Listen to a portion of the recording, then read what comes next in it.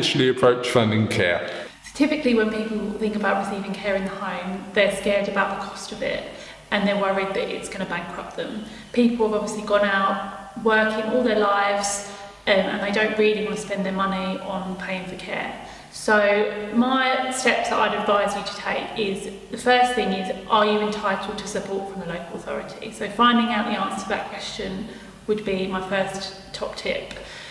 Everyone is entitled to a free needs assessment by your local adult social services team. So you just need to find the number on the internet, give them a call and book in a needs assessment. They'll probably come round to your house, they'll have a meeting, they'll try and understand the situation of your parent or your loved one, and they'll be able to give you some feedback. And as part of that, they will either book in a separate financial assessment or they'll do a financial assessment, and you can speak to them about that over the phone as well.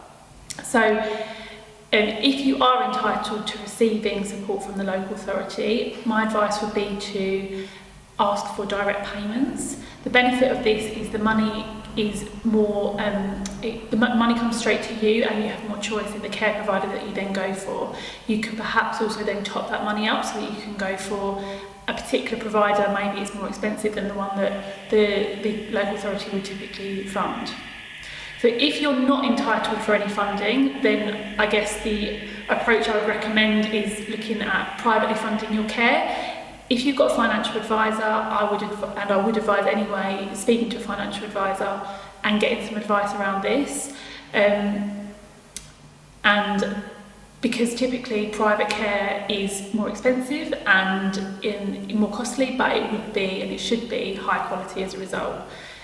My final top tip is look at attendance allowance. So this is not financially means tested, so anybody over 65 can apply for this and it is a benefit for those people.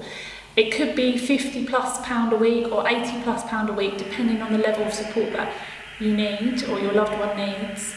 And you just need to fill out a form on the internet. You can do it online or you can print it off and send it off.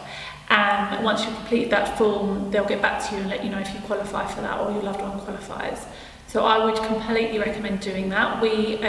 Our very first client, Doreen, who was actually 100 years old, we completed the form for her for attendance allowance, and the result of that was that she received the full amount, and that was able to pay towards some of her care and help her get that care in the home and bring that companionship and support into her life.